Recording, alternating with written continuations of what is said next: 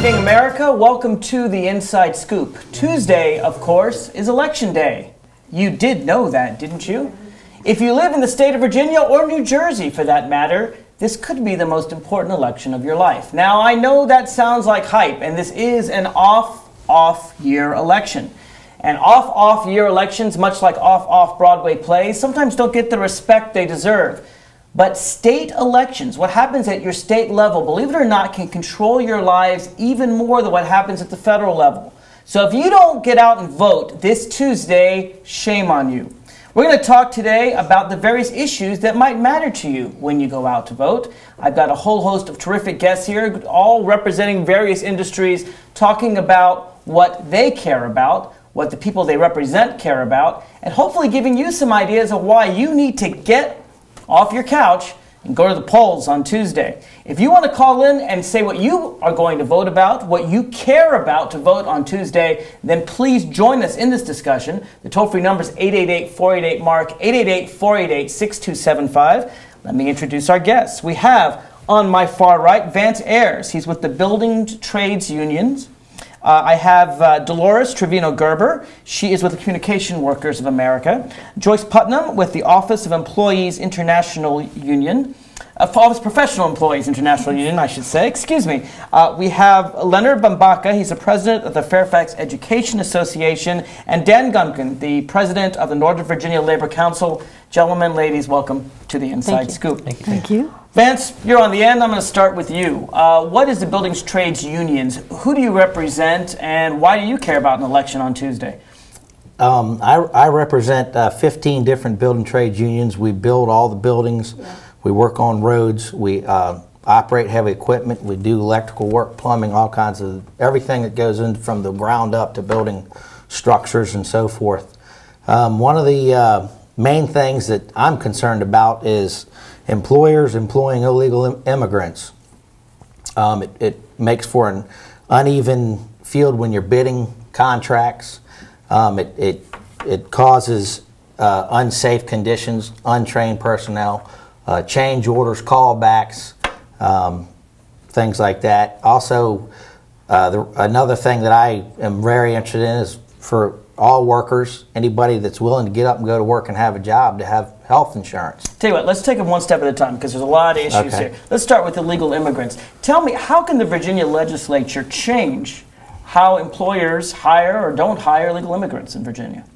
Well, there's processes and steps you can go through to know, and you can make stricter laws and enforce more laws. I've watched in the General Assembly where bills are proposed to come through to increase, the restrictions on employers and to follow through with these things, to increase the fines where they're not enforced, let alone they're not high enough for any employer to want to change the way their hiring practices. So Dan, there are laws on the books to punish people who are hiring illegal immigrants, punish employers, but they're just not being enforced. Well, they're not just being enforced, but as Brother Vance was saying, the laws are so low because this is such a pro-business state, and it has been for so many years, that it's actually cheaper for them to pay the fines and keep hiring these people that are not qualified than to obey the law. This is interesting. So the business owners in the state, they want to pay illegal immigrants much less than American citizens because it gives them a cheaper job, but at the same time it leaves your people out of work. Well, in our reality, we do have good contractors. We do have good companies that do it by the books. But like I said, there's a huge set of employers out there that do not follow the rules, and they would rather pay the fines than pay the proper wages and everything else. Okay, well, let's get specific. What do we need in the legislature? I was going to say, and something else that Brother Vance hasn't brought up is many times our people then have to go back and take care of the jobs a second time to fix it, to make it meet code, meet standards, and all these types of things. So what do you need in the legislature? You need higher fines. We need higher fines. We need more enforcement. We need more strength behind it. We need some enforcement, some provision. So more money out there to pay for people to look and make sure that people aren't violating these laws. Correct. Okay, well now let's be specific. Who should people vote for to get something like that? In my opinion, they should vote for people who represent their constituents. and not big business. I mean, the reality is big businesses put so much into elections now. By the time they get into office, they owe everybody everything, which is wrong. You should represent the people, you know, that put you in the office, and the people, the workers that are on the front line building these buildings or in any of these trades or positions, to make sure it's a fair playing field so we retain work, because all these union people have health benefits and pensions and everything we need. But when you make the playing field uneven, you can't compete. Vance, you talked about health care. I know, Dolores, among communication workers, people want to make sure they have health care. Today, health care is provided by businesses. That's just the way we do it in America. How's it going for the people that you work with? Well, we're getting ready to bargain our contract next year, and that's going to be one of the biggest issues. In fact, one of our big employers is Verizon, and they've already asked for early bargaining to discuss health care. So what do you need from the Virginia legislature with regard to health care? We want to go to the legislature and have a friendly ear when we have initiatives. One of our initiatives is Speed Matters, and that is to provide broadband, high-speed broadband, to everyone in the state. Sounds pretty good. Wow, it's for good. consumers. I don't have to pay for my wireless anymore. That's right. That sounds great. Well, even just having the ability to have it, because you go down to Southwest Virginia, a lot of the rural areas, there's no one that provides it. What can the legislature do? I mean, that sounds like something companies provide. Well, and that's true. The companies normally would. For example, we have several different companies that provide it up here in Northern Virginia because they make a profit here. So they will go to almost every area up here in Northern Virginia because they're going to make some money off of it. And just to understand, we're not talking about my little, Linksys thing that gives me wireless in my house and maybe my neighbor's house. You're talking about something that could be, what, 10 blocks, 2 miles, square miles, 10 square miles? Right. It's going to be something that's going to cover an entire city, for example, yes. So the entire city, all of Washington, D.C. metropolitan area could be covered. And have areas that are rural especially be covered, because those are the areas that are really hurting in the high technology. They don't have the skills because they don't have access to the broadband. One of the ways it's being viewed at now, especially in other parts of the country, and we're trying to move it here in this area, is that this is the electrification of the 21st century. Yeah, I remember in the 1960s, you had Lyndon Johnson put finally electric lines and sewers throughout America. Well, I grew up in Middle Tennessee, and the TVA was always a godsend to all of us because it brought lights and power to all these people that never had it before. This is what we're trying to do now with power.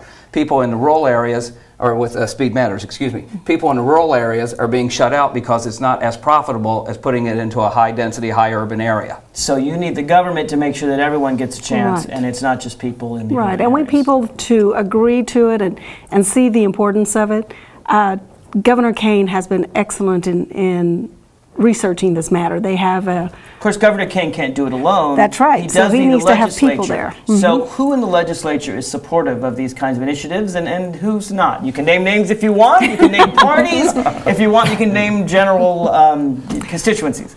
Well, we have spoken to the head of the minority caucus right now. Representative or Delegate Brian Moran has been supportive, very supportive, Brian yes. Moran. And then also Mary Margaret Whipple, who's the senator from this area, and she's been excellent at helping us with that. Who's in your way? Who do we have to defeat to make this pass? Come on, there's an election on Tuesday. You can't stop. You can't be so nice. People have to make a decision, and they may not know. A lot of people have their view of the President of the United States, but they may not know some of their local representatives. Who's helping and who's in the way? Anyone want to name names here? Well, go for it. At this point. Go for it. Go for it. It's what it's about. Right now they're just studying it, so we really haven't had an opportunity to go to individual. We have the leadership who says they are supporting us and they're going to help us. In the Democrats. In the Democratic Party. They have been very supportive. The Democratic Party is supportive of this issue. Yes. Leonard, maybe I can get you to name names. You represent teachers. Teachers are never afraid to speak out. We always have an opinion, and there are a lot of issues that are really important. Going back to your comment that you made earlier, the elections, not just at the state level, but coming down to the local level, are down to the races that people don't normally think about. For example, school board. have a fundamental impact on how instruction's going to happen. How in does school. the school board work? You know, that's one of those things where you sort of see someone knocks door to door and they seem like a nice person, but a lot of people don't really know what the school board does. They know what their teachers do. What does the school board do? The school board really is responsible for where the tire hits the road as far as the funding change. We have money that comes from the federal government, from the state, most of it comes from the county, but the school board is the body that actually makes the budgeting and priority decisions about what the compensation is going to be, what the benefits are going to be, what schools are going to be built or renovated, what materials we're going to work with, and so on. And in ways it becomes far more personal because these are our children in our homes that are benefiting from this. You know, when I think of school boards, I think of curricula. I think of going back to Kansas, and they want to make sure that, you know, they're not going to teach evolution in the schools. Well, I don't know if we have that problem in Virginia, or do we? Well, the national trends do have a way of rearing their head here. When it comes to curriculum, scripted curriculum that tries to go ahead and micromanage teachers, we see issues like that coming up. And so we look at, from our association's point of view, as a union, we represent 6,500 members. We look at not just the compensation issues, which are very important, but also what does that actually mean for the practitioner in the classroom? How much discretion is that person going to be allowed in order to be able to do their job? And let me ask you this. A lot of schools, you see teachers, and I don't know whether it's just new teachers or teachers in poor areas, I'm not sure, but where the teachers literally have to buy their own school supplies for the kids. Is that a problem? That's almost an expectation. An expectation? I mean, here you get paid very little. I'm sure those construction workers get a lot better paid than your teachers.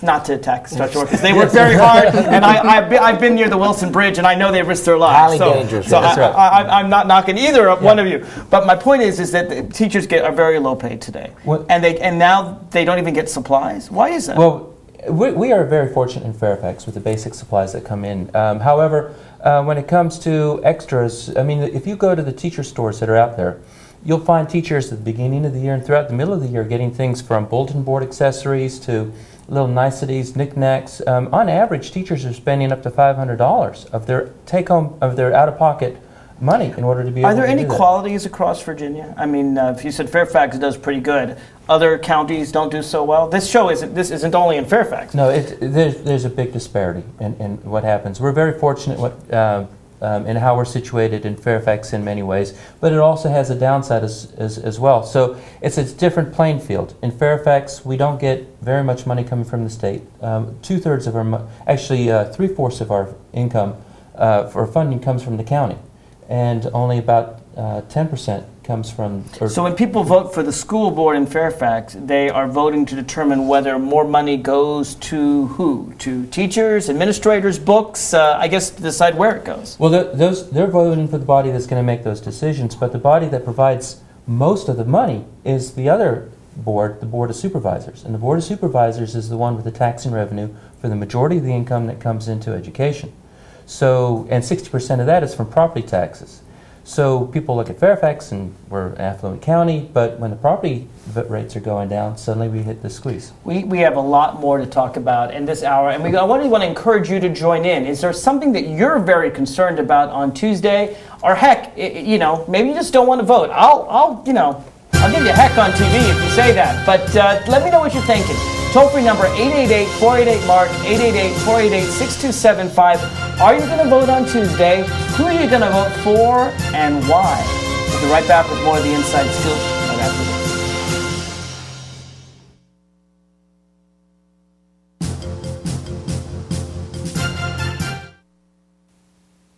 This is Mommy's bed.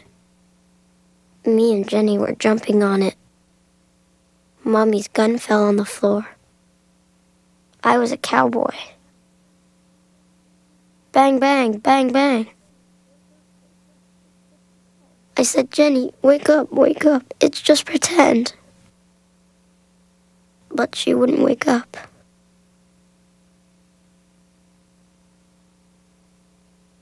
If you give me a fish... If you give someone a fish... You feed them for a day. Teach someone to fish. You feed them for a lifetime. Give me a fish, and you'll feed me for a day. teach me to fish, and you'll feed me for a lifetime. Through Volunteers of America, you can help change lives in your community.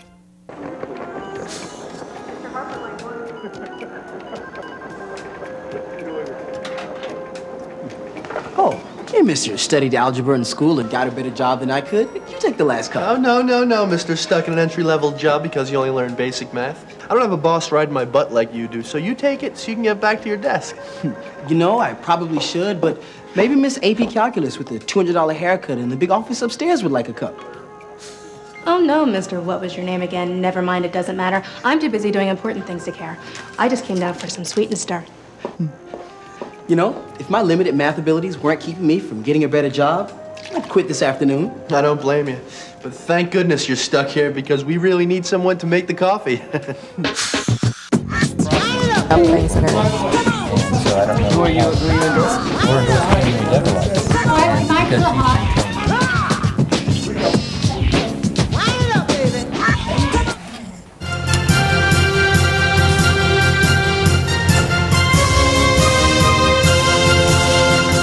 Welcome back to the Inside Scoop. I'm your host, Mark Levine. There is an election on Tuesday, and if you don't vote, well, you're not a good citizen. I'll say it. You're not. Because these are issues that affect your lives.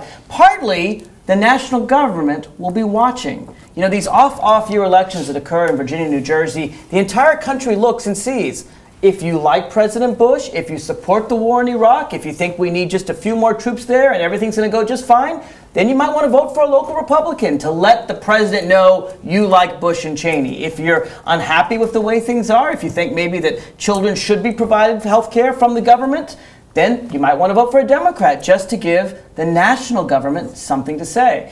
One other thing you should note is that the state level chooses the district lines for the congressman. So actually, your local vote can very well affect the national vote. In Virginia, we have a state that's pretty much half and half. Sometimes votes for Republicans, sometimes votes for Democrats. But we have 8 Republicans and 3 Democrats in the House of Representatives. Why? Because Republicans control the legislature and drew the lines. Now maybe Democrats will control the legislature, and it might just change things. Let's get back to all of my guests here. I've already introduced you. I won't go through all their names. But Dolores, I want to start with you because I know you work with communication workers. And whenever I call, and I don't want to pick on a phone company in particular, but a credit card company, a bank, a phone company, particularly sometimes a cable company, a lot of times, particularly a computer company, I don't get an American on the other end of the line. I get someone with a strong accent who has trouble understanding me. I have trouble understanding him or her. And often that's only after I push many buttons and wait on hold for 45 minutes. What are you doing? What can the legislature do to stop some of this outsourcing of jobs to places like India and help keep jobs in America with Americans talking to me on the other end of those helplines so I don't spend 45 minutes waiting on hold? Well, just this last year we had a good example of that. Verizon had tried to pass a bill that was going to allow them to, they worded it to say that they could get rid of any of the areas that were not profitable to them, or just some areas. They were allowed to do that without going through the SEC, which is the State Corporation Commission. Well, we went through and said that was not a good idea because those jobs that are available right now to Verizon employees, and they are our members here in Virginia, they can sell those areas to another company. That company does not have to keep those jobs here. And we had that happen already in New Hampshire, Vermont, and Maine. Verizon has sold those entire states to a much smaller company, which is not going to be able to provide what they were promising to provide. So I'll have more voicemail and more on hold while I wait for customer service. Joyce, I know that you represent the Office of Professional Employees International Union. You have the same problem with Washington Gas doing outsourcing. How's that going? Washington Gas is rolling right along. They're outsourcing employees. Some have 28, 29 years experience in the company. And where this is so important in the election is your State Corporation Commission is appointed by your General Assembly. So you really need to have candidates in there that care about their communities, care about consumers, care about their employees, their constituents. So let's break it down. Okay, let's just take all the way from Washington Gas to the consumer. You have Washington Gas, and what they're doing is they're taking people that have been on the job, as you say, 28, 29 years, know where the gas lines are. If you have a leak, they could, come and stop it before your house blows up. I mean, little unimportant stuff like that.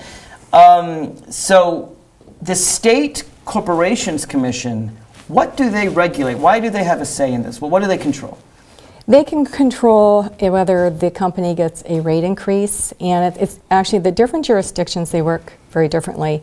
You would think that consumers could call up the State Corporation Commission and file a complaint. That should be who's looking for you.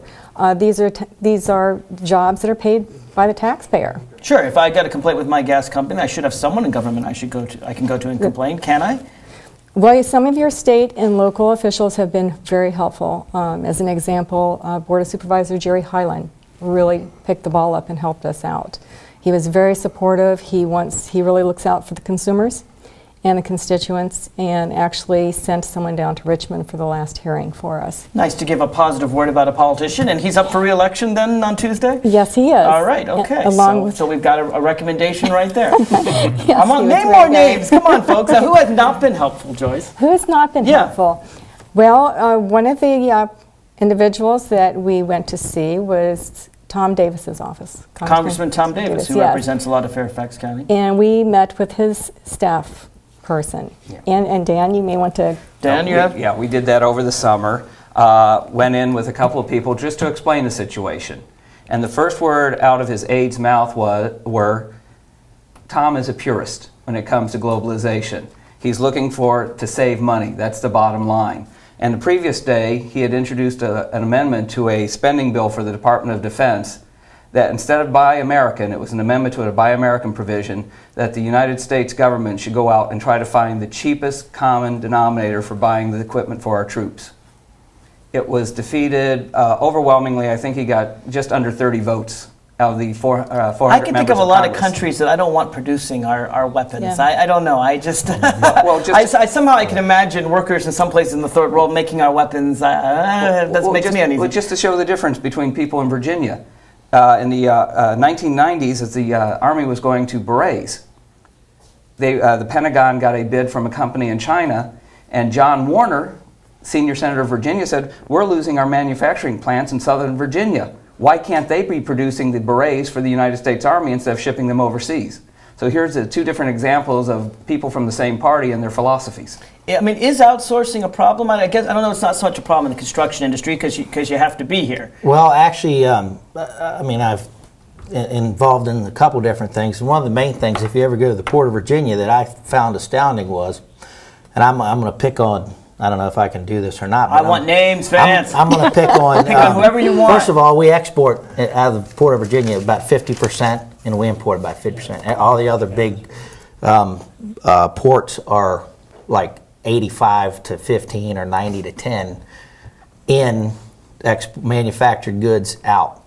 In Virginia, the difference is we're exporting raw materials to have stuff built to be sent back and sold. So you export a lot more than other ports, is what you're saying. Right, but it's our raw materials that are big. So that taps into us not keeping our jobs for our people to build things that we made in the USA, all that good old saying. And another thing I found quite astounding down there, and I was actually backed by two of the highest people out of the port, was I was reading in this beautiful brochure they have that it said they had all these quotes from their biggest importers and exporters, and one of their biggest importers was Walmart. And it said, now, those are the longshoremen. Those are the guys. Every person on that dock is a union person. It's a time. It's very time constraint. It's to the T, and it said that the gentleman that was in charge of real estate in Walmart said that you had to have a workforce of this strength and this level to be able to produce and do this. But yet at the same time, when you go to organize Walmart, as soon as it gets to where it's close to majority, go to a car count, they close it down. So to import, it's great to have union people working that have benefits, fair pay, and a pension. But to keep the store open, they'll shut it down. So what's the difference, Dan? Why is that? What's going on here? Well, again, I come from the seafarers. My home union is the seafarers, and the outsourcing for our people. Well, I'll just give an example with this: 3% of all the stuff that comes into the United States is shipped American. So 97% of it's coming from overseas sources. The ships are either going out, going in. All these boxes that you see on the highways, those are all mainly coming from overseas sources. Overseas shippers, overseas. And we're, in fact, we were the first industry in maritime to be outsourced. After World War II, we had the largest maritime navy in the world. We were the ones that survived. And our own Congress. And how does the government affect this? Our own Congress sold the fleet for $1 a ship after World War II to help build up the other countries. Our own Congress, post-war Congress. I'm trying to figure out what would an election on Tuesday do to affect outsourcing? Well, one prime example here in Virginia. We found out in the in the 2005 elections that in the previous administration, led by the Republicans in the House and the Senate, call centers for the state of Virginia, if you had a problem with something involving the state of Virginia, was sent overseas. Right. They did that to save costs, to save dollars. Here we have Virginians. We didn't use Dolores' folk. No. Here we have Virginians in the Salem and other parts of the state who had manned these call centers, who had been crewing them for years, making a decent wage. I won't even say a good wage, but a decent wage with some benefits. And the state legislature thought it would be better to send that out overseas because we could save a few taxpayer cents. You're taking away dollars. Who do we want in the legislature? What do you think? I'll openly say it right now. Say it right now. Primarily, Democrats. There are a couple of good Republicans, but I'll go one step over the line on this one. We lost a chance. In the first time in Virginia's history, the governor did not get a cabinet decision or a cabinet appointment that he wanted. Danny LeBlanc, president of the Virginia State AFL-CIO, was nominated by Tim Kaine to be the Secretary of the Commonwealth. He met all the qualifications. Secretary of Labor for the Commonwealth. No, sir. No, Secretary of the Commonwealth. All right. Secretary of the Commonwealth. It's not Secretary. Okay. There is no Secretary of Labor in Virginia. Excuse me. That's another thing the legislature could do. Or the Constitution. So all right, that's even harder. But I think that also speaks to an environment that there. I mean, within the Virginia Education Association, we had a huge slap in the face when Jim Dillard, a Republican who was a member before in the Virginia Education Association, as he left and was retired, was nominated to go on the Board of Visitors for William and Mary. This is normally a formality, and the Republican leadership decided to go ahead and send a message that they did not want independent thinkers, they did not want people who bucked the party line in order to be able to be rewarded. I'm going to come back to that. Do you want independent thinkers? Do you want someone who bucks the party line? Are you going to get out and vote on Tuesday? 888-488-MARK. We'll be right back after this.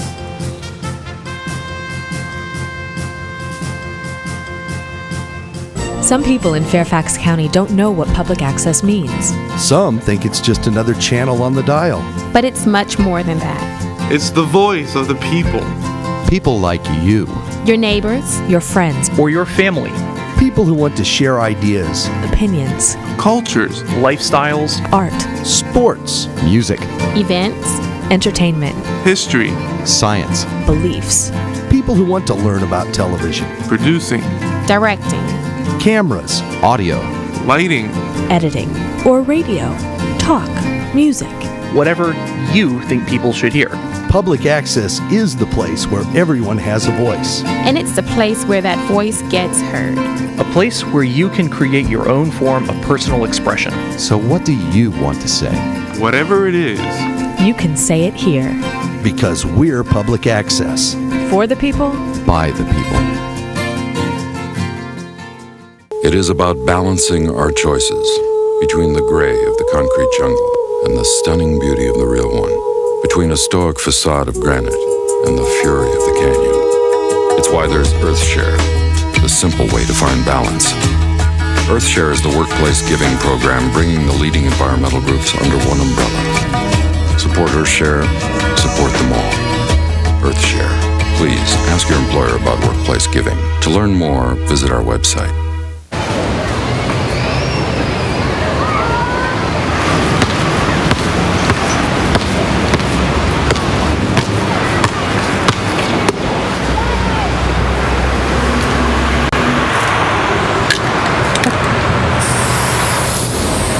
Thousands of kids in this country have everything it takes to go to college, except the money.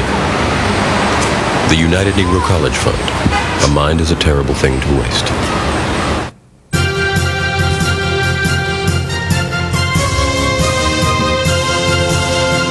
Welcome back to the Inside Scoop. I'm your host, Mark Levine. There is an election on Tuesday, and if you don't get out to vote, well, then you just don't care about your community. You don't care about your country. It is your responsibility to get out and vote, and it really doesn't take much of an effort to do so. I've got a whole host of people here, Vance, Ayres, Joyce, Putnam, Dolores, Trevino, Gerber, Leonard, Bumbaca, and Duncan, all talking about various things they want to see change in their local and state government.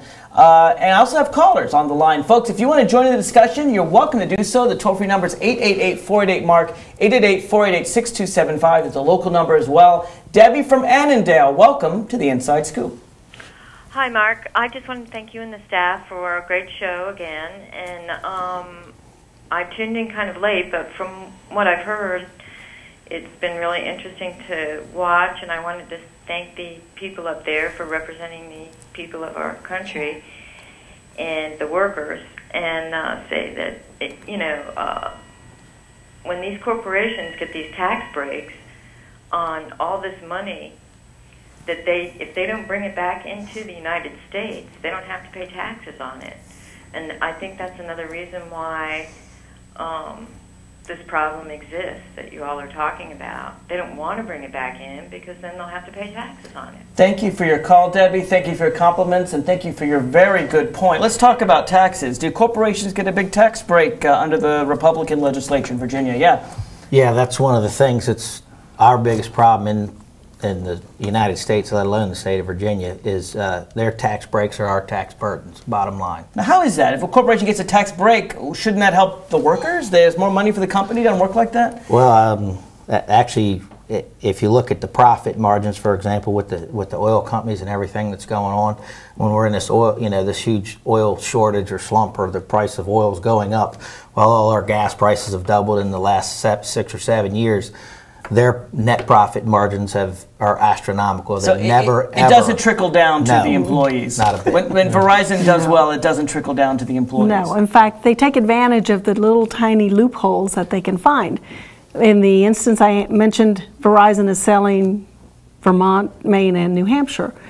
While they're selling it to this very small company, they're also going to make millions and millions of dollars on a tax loophole that they found. So these tax loopholes don't help the consumer. They don't help the workers. They do help the CEOs make hundreds of millions of dollars. Yes. What can the Virginia legislature do? What can the voters do on Tuesday? Who can they vote for to say, hey, instead of giving CEOs who make hundreds of millions of dollars more money, how about giving more money to teachers?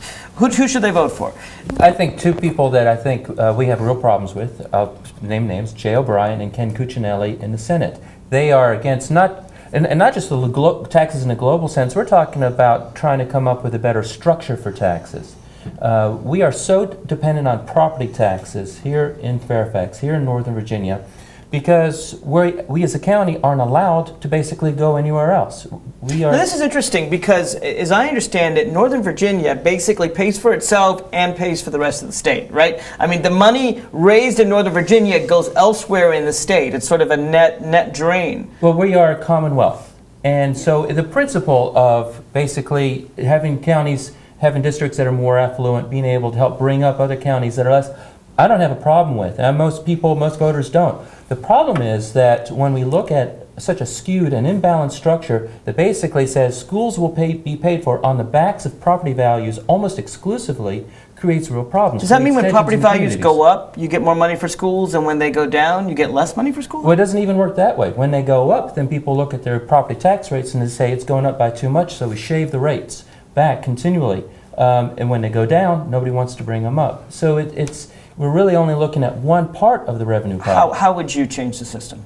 I would change the system so that counties would be able to have the same taxing authority as cities.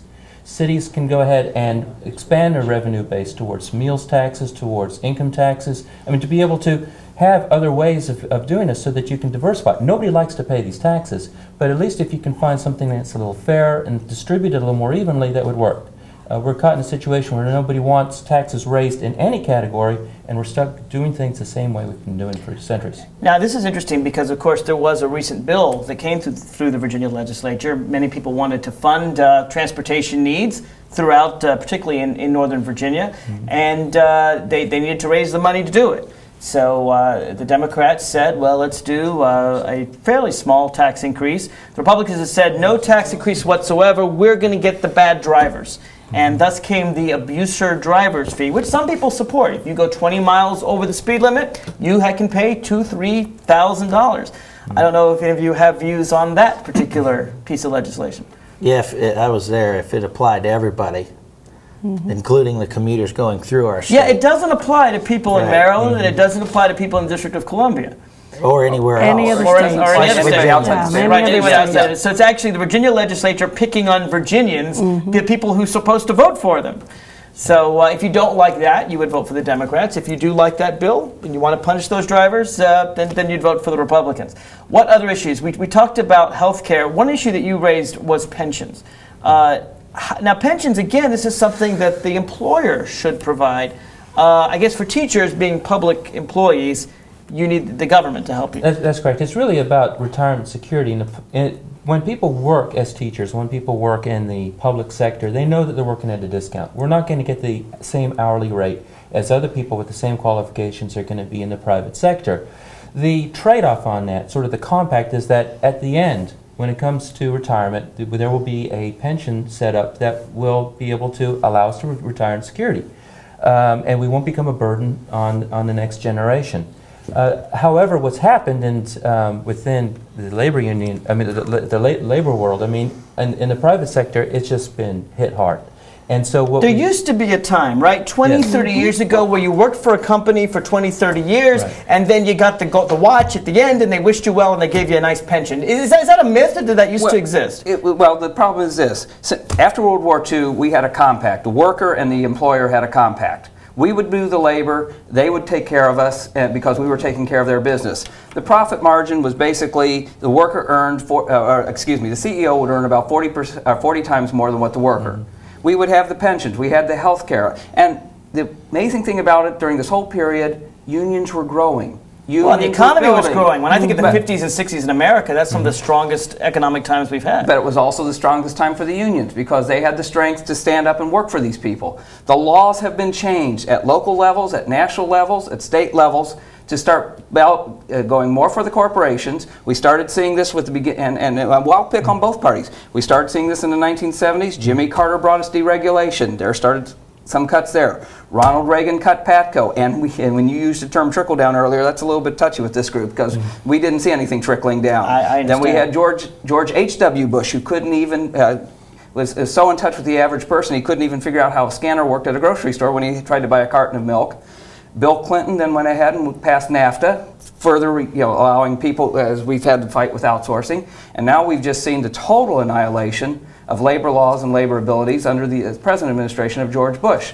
When you start seeing it at the national level, then it starts piggybacking at the state level. Then it starts piggybacking at the local level. So what do you need at the state level to give people a right to do collective bargaining for their wages, get better pensions, get health care? In the state of Virginia, we can't eat. On the state of Virginia, the books now state that a government employee, that somebody who works for the county or somebody who works for the state, even a state trooper, the state trooper who drives Governor Kane is breaking the law when he talks about his job with Governor Kane while driving. What? There is a law. You're not allowed. You can't talk about your job with the governor? On the books of the state of Virginia is you're not allowed to meet and confer. This is one of the things. Well, no, wait a minute. You have constitutional rights here. You have the right to petition. Well, you don't see it being enforced, but that is actually in the state law. And who passed that and why?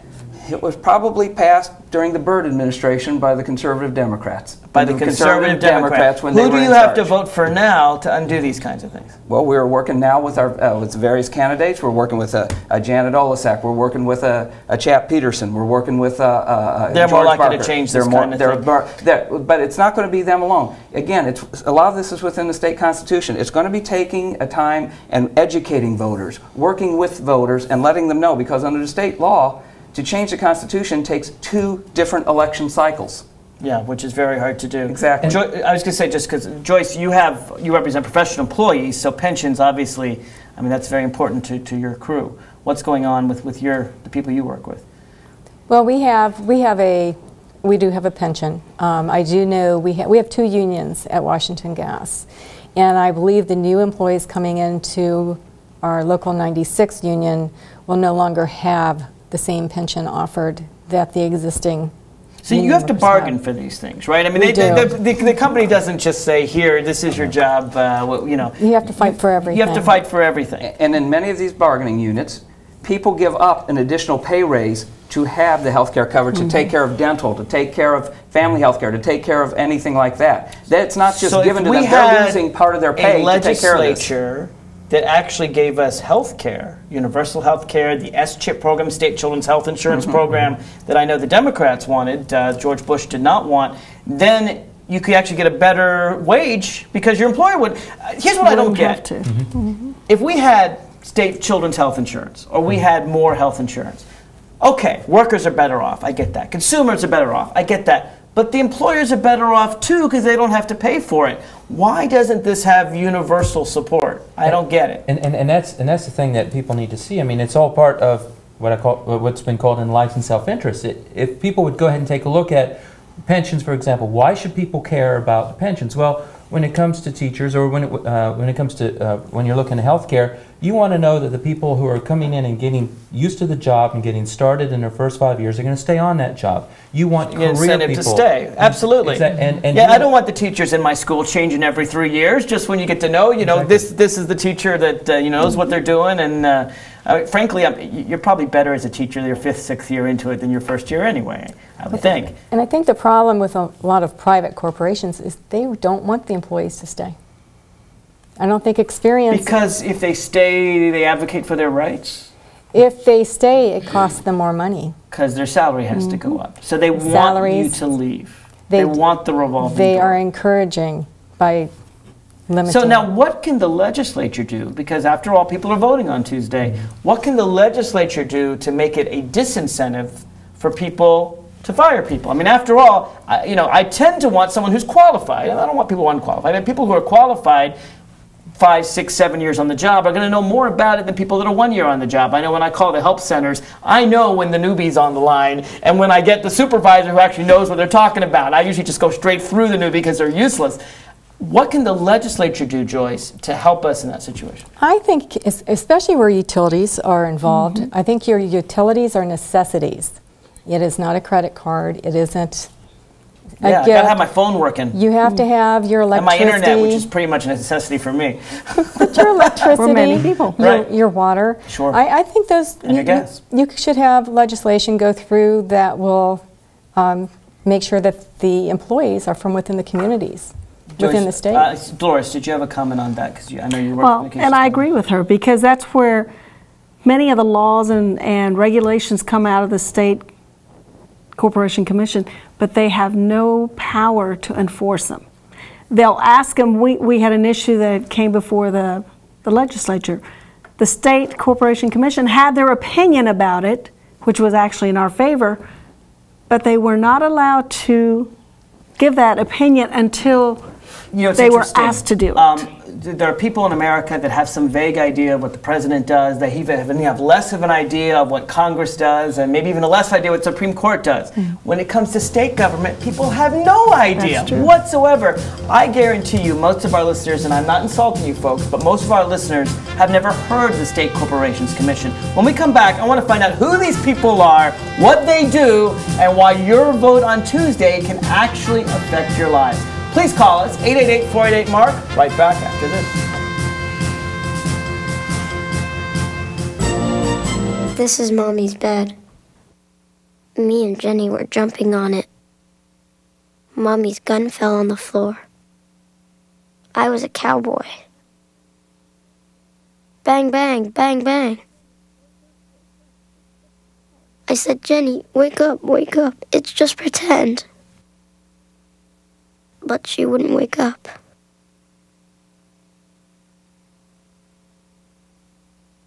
If you give me a fish... If you give someone a fish... You feed them for a day. Teach someone to fish. You feed them for a lifetime. Give me a fish, and you'll feed me for a day. Teach me to fish, and you'll feed me for a lifetime. Through Volunteers of America, you can help change lives in your community.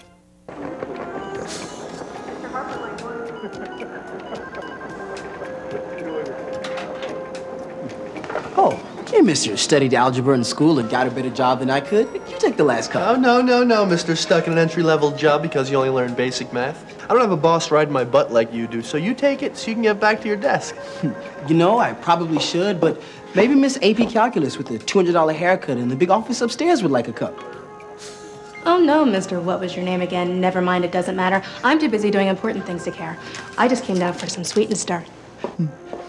You know, if my limited math abilities weren't keeping me from getting a better job, I'd quit this afternoon. I don't blame you. But thank goodness you're stuck here because we really need someone to make the coffee.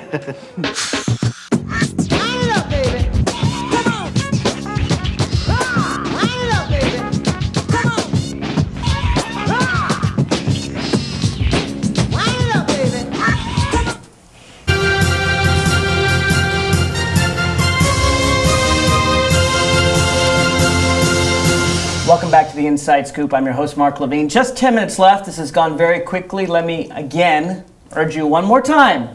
I know it's a broken record, but really, if you don't get out to vote, what kind of citizen are you? Do you care about your country at all? Do you care about your schools? Do you care about whether or not you can talk to a real live American who knows what they're doing at the end of a call line? Or whether you get Bangalore, India, and you have to push 3 and then 4 and then hold and then you get cut off and then you have to call again? I've been through this. You've been through this. And your votes matter. Do you care whether your bridges are constructed well? Or do you really think maybe we could live in Minneapolis and then it wouldn't matter? It matters. And it matters what America's workers do. Do you want your kids to have good teachers? Or do you want your kids to, just sort of take whatever comes? Elections matter. Let's get to, we got so many things to talk about. Leonard, you were telling me that in terms of a living wage for people, not only do I want to have good teachers, but when you go to the good school, I don't want to be slipping on things. You need custodians. There's a lot more in school than just teachers. There's a lot more that's going on than what's in the classroom. Really, every adult in that school setting is a teacher to every child in it, and that's from bus stop to bus stop. Sure. So our bus drivers, our cafeteria workers, our administrative assistants, these are the people who are really making it happen, that are really allowing that instruction to happen, that are making that school safe. To the county's credit, to Fairfax County's credit, a living wage was a proposal was adopted by the county. We need to go ahead and have similar. We had a provision for that in the school board, for our school board employees. Before the break, I was talking about this amorphous entity called the State Corporations Commission that all of you know what it is, but some of the rest of us don't. What is the State Corporations Commission? Who wants to take this? Who are they? How do they get chosen? What do they do? They're appointed by the legislature. By the legislature, yes, not the governor? Not the governor. Okay. And what it normally covers is regulations on industries that are regulated by the state, which would be utilities. Corporations. Yes, utilities, telephone companies, the gas company, the water. Vance, is that worker safety too? Did they take care of that? I actually have some of my members that work for the utilities and the power industry, but yes, that's also... So also safety issues. Right. Mm-hmm. Okay, so that's a pretty powerful thing. I mean, they're about the only people that are supposed to be watchdogs for corporations in Virginia. Now, they're controlled by the Republican legislature, currently the Republican legislature. That could change on Tuesday, remember, if you get out and vote. And so does that mean they're more pro-business than pro-consumer? Speak it out. Say at this time, yes, they are. How are they more? Give us examples. And it's not so much, because they are to look out for the consumers. They're supposed to. That's what they're supposed to do. Are they doing it? They're not allowed to. Even in our case, I believe we got responses back from the State Corporation Commission that they were just watch and see how the outsourcing went, and then if something happened in the future, then they would take a look at it. So first we're going to lose the jobs, first we're going to fire these employees of 30 years, and if we have a gas explosion and 50 people die, we might want to reconsider this. This is the State Corporations Commission chosen by the current legislature. Now, if the Democrats get 3 seats, I guess there's a tie. I don't. What happens in a tie? In the Senate, the Lieutenant Governor, and he's a Republican. So they need 4 seats to control. And then, do you think you get a better State Corporations Commission? Would they get to appoint a different group? Does it happen every year? How does it work? I think sometimes you have to look at this issue by issue. We have an example of where some of our biggest impediments to what we're advocating for are Democrats, I hate to say. Okay, say it. When we talk about when schools start, there's a lot of advantages to being able to start schools earlier, if need be, rather than waiting until the day after Labor Day. However, the tourism and the entertainment industry in the state does not want that to happen. One of the biggest champions have been... A lot of kids don't want that to happen either, Leonard. Well, that's true, but they also get to get off 2 weeks early. And that's okay, all right, okay, because, I know they want that summer break. We refer to it as the King's Dominion Law, and one of the biggest detractors, he's a friend for education on so many other issues, I'll give you a name, Dick Saslaw, is also one of the people who've said that we're not going there, because in many ways the business interests and the commerce Chamber of Commerce look at that and say, no, that's a money-losing proposition. So sometimes you have to look at individual issues. So not everybody fits as neatly into that. Right, but what's interesting is how much power a party has. I mean, people vote for individuals, and I mean, the chap Peterson, Janine, that's a very interesting race because in some ways she's running to his left, and yet he would vote for the Democrats and she would vote for the Republicans. So actually, if you vote for him, the state will probably, if it's the swing vote, if that's the difference, then the state would go in a more progressive direction. It's very weird how it works. Do you think the Democrats are going to get the 4 seats? Who's going to predict this? You do. Yes, I do. I do. You're going to get 5 seats? Is it enough to cover it? I think they'll cover it, yes. Now, what about in the assembly? Because every bill has to pass both. They're not it's going to be harder to do. Much harder to do in the assembly. We're seeing with our tracking polls and what's going on around the state, possible increase of between 2 and 3 seats for the Democrats. In the House. Right, but they need like 10, don't they? They need 8. They need 8. They need 8. Okay. Again, things could change. We could have a rainstorm in one part of the state that holds down the vote there, and it could not rain in another part of the state. Or these people might choose not to vote. Don't do that. Don't choose not to vote. It's your obligation. Vance, you were telling me that one thing you want, if you're building a building, you're building a bridge, you want construction workers who know what they're doing. You don't want someone who's new on the job. They need a lot of training, I would think, to know what to do. Right, and actually, what's funny is we've actually with the National Building Trade started a core curriculum program, which is going throughout the United States, because we don't offer jobs, we offer careers. It's not an alternative to college; it's including college. And you're finished with some of our programs, you have between 54 and 60 college credits when you're a journeyman, which our wages and our benefit levels and pensions. And the pensions things you were talking about, the problem is we're losing our defined pension plans. They're all going to 401ks and annuities. But anyways, we get people into our programs and we're trying to get this core curriculum into these schools to where these kids know the trade industries or whatever you want to say as you're coming out of high school. You need vocational schools. Vocational has to come back. Not everyone should go to college. Some people, to go to a 4-year college, liberal arts college. Some people need to learn to be an electrician and need to learn how to weld things together so that our bridges don't fall apart. Right. And the state helps you with that? They can. How yes. do they do Matter that? of fact, there was a bill last year that was going through that we were trying to get. It was an alternative, fund vocational different education. type of diploma to where it was geared more towards. And did they help you or vocational? They didn't? No, it was. Why not? Got shot down. You know, to be blatantly honest with you, the whole legislature in the United States all runs on money. It's all about the money. It runs on money, and the corporations have more money than when the other folks. Now remember, when I lobby for a special interest. That's working people. Right. If you want to call it special interest. Right. Everybody else has a whole lot of money, and they put a whole lot of money. And all you got is human beings on your side. Leonard, I don't know if you have a comment on vocational education. I'm just curious. I think we really do need to support vocational education, not because when you're in the classroom, you've got to give the kids a reason, you've got to give the students something to work for. And different people have different skills. Some people should be auto mechanics, and some people should be doctors, and some people should be teachers. And people need to realize that there's dignity and worth and value in those in every job you do. In just one example, you want name names. In the neighboring county, in Prince William County, Sharon Pandak, who's running for Board of Supervisors chairperson, told us that she would be willing to work with the labor unions who already have accredited apprenticeship programs to try to keep the kids in to learn reading, writing, and arithmetic. You know, we used to have apprenticeships in America. You study the 1700s, colonial times. People did learn while working on the job. I don't know why anyone could be against that. That's another good reason to vote. Now, we only got a few minutes left. I want each of you to think about your one or maybe two most important races, the candidate you care most about, the person that you want the people listening to this broadcast to make sure they pull the lever for on Tuesday. Who wants to start?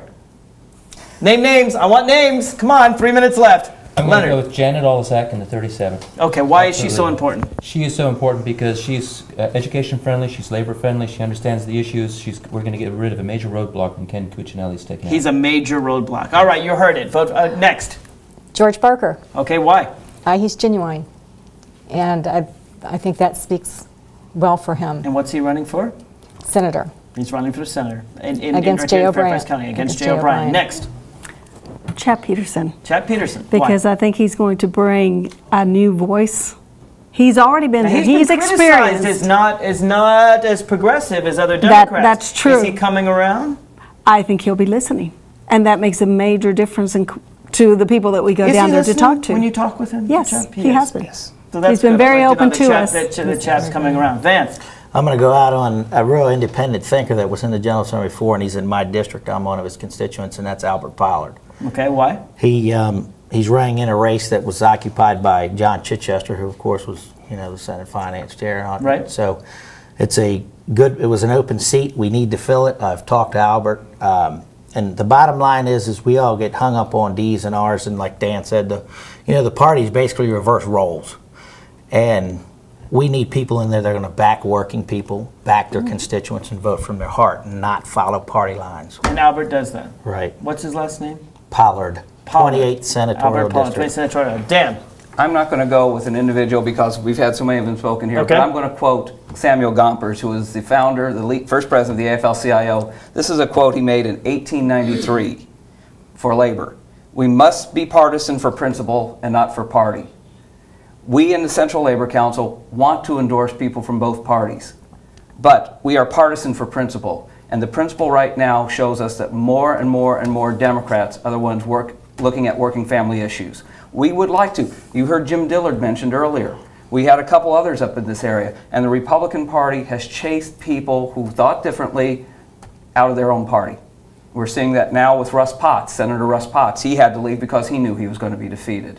You've got Karen Schultz running in that race against. He's a Republican that was actually not bad on labor issues. No, he was somebody who used to be, but we were able to work with him. Right. Work with him, and he just realized it's not worth staying in. Now, just a few seconds left. But Governor Tim Kaine, you're generally happy with him. You're generally supportive of him. Yes. And of course, he wants Democrats in the legislature. I don't know. I think Virginia needs a change, but you have to make the final decision. You got to get out and vote on Tuesday, and not only you, but your friends and your family. It doesn't take much time. It's a requirement of an American democracy. And if you don't vote, I want you to give me a reason, because there isn't one, on my blog at radioinsidescoop.com. Thank you, all of you, for coming here on the Inside Scoop. This is Mark Levine signing off.